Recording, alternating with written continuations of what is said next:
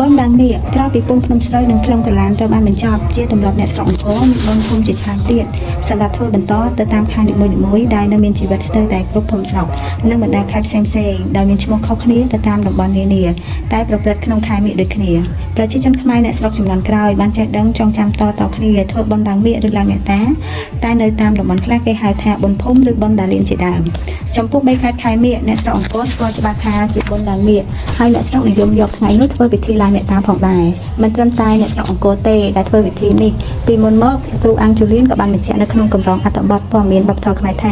គឺតំបន់ច្រើនទៀតបែកខាងជើងប្រទេសធ្លាយទៅដល់បុរីរំនិងសុរិន្ទដែលសប្តាហ៍ស្ថិតនៅទឹកដីប្រទេសថៃក៏គេប្រារព្ធថ្ងៃនោះឬបើពុំដូច្នេះទេក៏នៅចងចាំថាពីមុនមកមានឡើងមាឃនៅថ្ងៃនេះដែរសប្តាហ៍នេះអ្នកស្រុកអង្គរតែងតែប្រារព្ធពិធីបុណ្យឡើងមាឃឬឡើងអ្នកតាសម្រាប់ភូមិស្រុករបស់ខ្លួនមិនដែលខកខានឡើយព្រោះនេះជាបុណ្យកសិកម្មមួយរបស់អ្នកស្រុកដែលបញ្ជាក់ពីការបញ្ចប់រដូវប្រមូលផលស្រូវនិងត្រៀមខ្លួនចាប់ផ្ដើមរដូវកាលដាំដុះថ្មីនេះជាកិច្ចពិធីដែលធ្វើឡើងក្នុងជំនឿជាច្រើនបញ្ចូលគ្នាតាំងពីជំនឿជីវចលជាលើអ្នកតាធម្មជាតិទឹកដ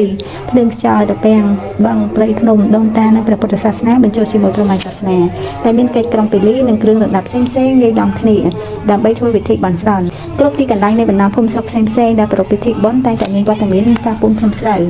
ជាកិច្ចសំខាន់ក្នុងពិធីបុណ្យឡើងមាឃហេតុនេះបុណ្យឡើងមាឃពិតជាមានសារៈសំខាន់ណាស់ជាសញ្ញាបញ្ជាក់ថាអ្នកស្រុកត្រូវតែត្រៀមខ្លួនក្នុងការរៀបចំវត្តរដូវកសិកម្មថ្មីរៀបចំគោក្របីនិងគួរពូជស្រូវនិងដំណាំនានាសម្រាប់ការដាំដុះនារដូវកាលថ្មីទៀតពិធីនេះត្រូវបានធ្វើឡើងជារៀងរាល់ឆ្នាំតែអ្នកស្រុកត្រូវត្រៀមរៀបចំមុន1ថ្ងៃឬ2ថ្ងៃទៅតាមទីតាំងផ្សេងៗដូចជារោងអ្នកតានៅតាមព្រៃត្រពាំងវាលស្រែតាមប្រាសាទបុរាណនិងនៅតាមសាលាឆទានកណ្ដាលភូមិដែលខ្លួនគោរពបូជាតាមផ្ទះនីមួយៗមានរៀបចំស្រូវអង្ករនិងចំណីអាហារដែលគេនិយមភាគច្រើនគឺគេធ្វើនំបញ្ចុកពីផ្ទះរៀងៗខ្លួនយកមកចូលរោងពិធីបុណ្យនិងមាននិមន្តព្រះសង្ឃមកសូត្រមន្តចម្រើនព្រះបរិត្តនិងកិច្ចរាប់បាត្រតាំងស្គរជូនបុព្វការីជ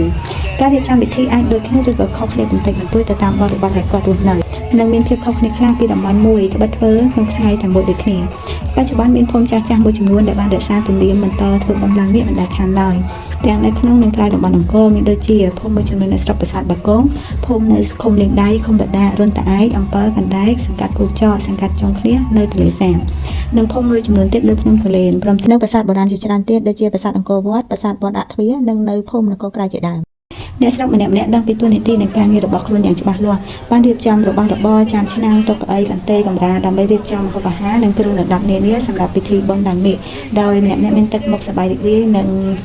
ងមានស្មារតីសាមគ្គីគ្នាយ៉ាងសស្រាក់សស្រាំនេះជាឧទាហរណ៍មួយនៃពិធីបុណ្យឡើងមាឃនៅភូមិបង្កើមឃុំអំពើស្រុកប្រាសាទបាគងនៅថ្ងៃដំបូងគេធ្វើពិធីបួងសួងសូមអ្នកតាម្ចាស់ទឹកដីនៅត្រពាំងបឹងដើម្បីសូមចាប់ត្រីដែលជាប្រពៃណីមួយរបស់អ្នកស្រុកតាំងពីយូរលង់ណាស់មកហើយគណៈកម្មការលោកមេភូមិលោកមេឃុំនិងប្រជាពលរដ្ឋគ្រប់រូបត្រូវគោរពតាមវិន័យនៅក្នុងភូមិត្រូវរក្សាត្រពាំងបឹងមួយទុកសម្រាប់ធ្វើបុណ្យរបស់សហគមន៍តែប៉ុណ្ណោះក្រោយពីបួងសួងរួចគេចាប់ផ្ដើមបាញ់កាំជ្រួចចាប់ត្រីនៅវេលាម៉ោង 7 ព្រឹកជារៀងរាល់ឆ្នាំគណៈកម្មការបានប្រមូលទិន្នន័យត្រីចុងក្រោយដែលជាប់ន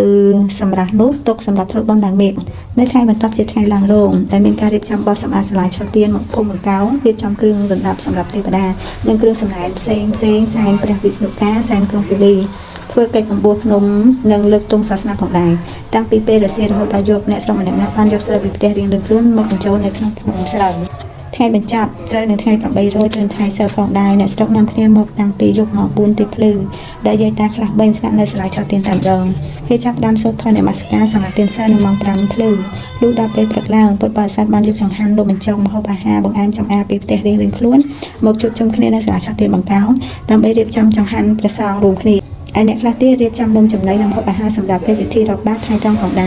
រនៅម៉ោង 9 កន្លះមានពិធីទេសនាដោយភិក្ខុសង្ឃនិងសាមណេរចំនួន2អង្គមកពីវត្តបន្ទាយក្បាលចិនឆ្លងឆ្លើយគ្នាអំពីអានិសង្ឃបុណ្យដែលពុទ្ធបរិស័ទនឹងទទួលបានពីការប្រព្រឹត្តអំពើជាកុសលជាច្រើនការធ្វើបុណ្យរាប់បាតការបំពោះកូនការឲ្យទានចំពោះអ្នកមានសិលនិងសូមអនុមោទនាជូនអ្នកផលដល់អ្នកដែលបានចូលរួមទាំងអស់គ្នានៅម៉ោង 10 កន្លះមានកិច្ចរាប់បាតឆ្លងប្រគេនចង្ហាន់ព្រះសង្ឃ14អង្គដែលនិមន្តមកពីវត្តបន្ទាយក្បាលចិន10អង្គនិងវត្តវិបស្សនាក្បាលស្វៀនចំនួន4អង្គផងដែរក្រោយមកកិច្ចបន្ទាប់គឺវិធីហាត់បុណ្យឡើងមាឃដែលមានការប្រោះព្រំតាមរំសាយនៃសប្បាយរីករាយរបស់បងប្អូននៅកិច្ចបញ្ចប់សំខាន់ជាងគេគឺវិធីបួងសួងបង្វិល7សូមសេចក្តីសុខពីភ្នំស្រូវនិងសឹកភ្នំស្រូវចុងក្រោយគឺអាហារសាមគ្គីរួមគ្នាជាកិច្ចបង្ហាញបុណ្យលោកតាវងអាយុ70ឆ្នាំជាអ្នកស្រុកក្នុងភូមិដែលបានចូលរួមកម្មវិធីឡើងមាឃជារៀងរាល់ឆ្នាំបានប្រាប់ថា